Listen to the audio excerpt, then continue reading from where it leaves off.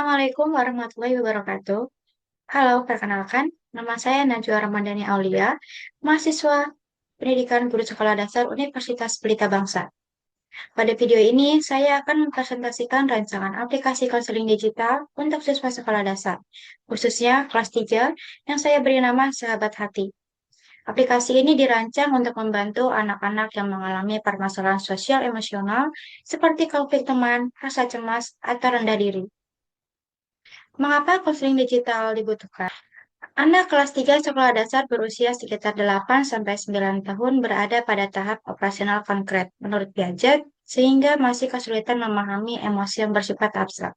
Menurut Erikson, pada masa usia ini, anak sedang membangun rasa percaya diri melalui hubungan sosial dengan teman sebayanya.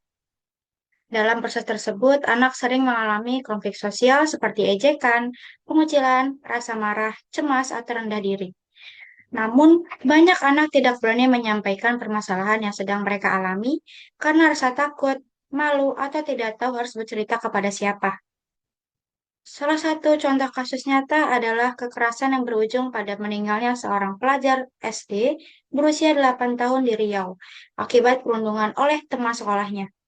Kasus ini menunjukkan bahwa konflik sosial di sekolah dasar dapat berdampak sangat serius jika tidak terdeteksi sejak dini. Oleh karena itu, diperlukan ruang aman yang ramah anak agar mereka dapat mengungkapkan perasaan dan masalah sosialnya. Konseling digital hadir sebagai jembatan awal untuk membantu anak berani berbicara sebelum masalah berkembang menjadi lebih berat. Dalam merancang aplikasi Sahabat Hati, etika dan perlindungan anak menjadi prioritas utama. Layanan ini berpedoman pada kode etik konselor Indonesia, khususnya prinsip kerahasiaan dan tanggung jawab profesional.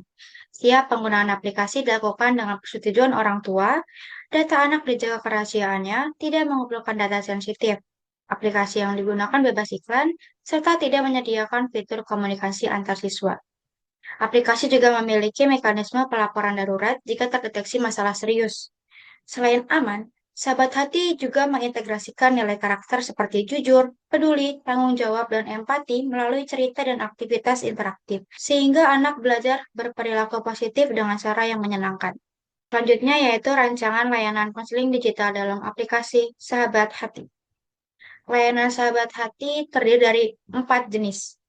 Yang pertama, jurnal emosi harian. Siswa memilih emoji dan menceritakan penyebab perasaannya.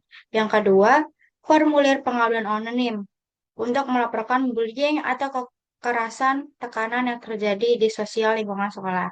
Yang ketiga, konten edukasi interaktif berisi video animasi tentang empati, marah, dan kepercayaan diri. Yang keempat, konsultasi terjadwal. Siswa bisa meminta sesi video call dengan guru BK setelah izin orang tua. Semua itu menggunakan fitur suara, gambar, dan berbahasa sederhana tanpa teks panjang. Selanjutnya yaitu langkah-langkah penggunaan aplikasi Sahabat Hati. Oke, langkah-langkahnya.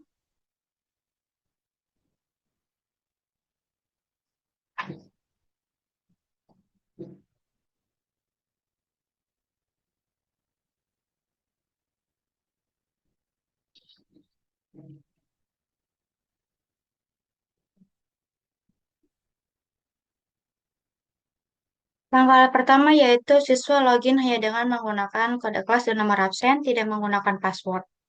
Data disimpan dengan aman, tidak ada iklan, dan semua pesan terenkripsi. Dan yang terpenting, tidak ada fitur chat antar siswa agar terhindar dari penyalahgunaan.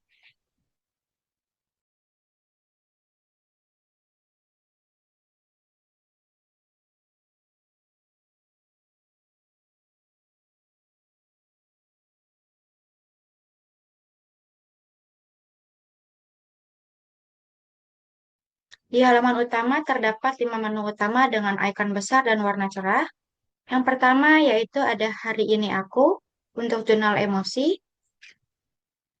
Lalu yang kedua ada cerita ke sahabat BK untuk pengaduan. Yang ketiga ada belajar bareng emosi. Yang keempat ada janji baikku untuk komitmen berperilaku positif. Dan yang terakhir ada tentang aku untuk profil dan izin orang tua.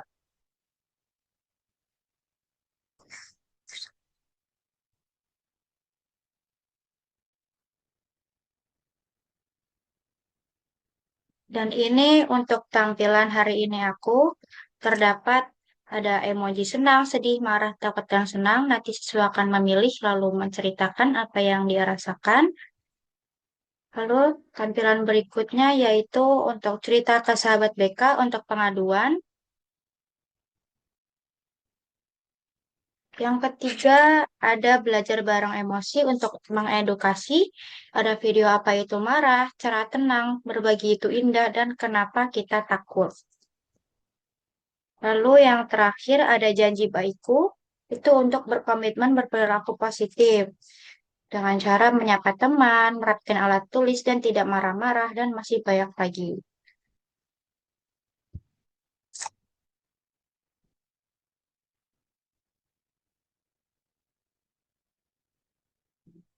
Rancangan aplikasi Sahabat Hati ini memenuhi kode etik konselor Indonesia dan Undang-Undang Perlindungan Anak.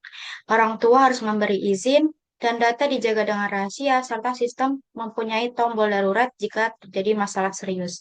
Nilai karakter seperti jujur, peduli, dan tanggung jawab diintegrasikan melalui cerita interaktif, bukan ceramah. Namun, saya juga menyadari ada keterbatasan.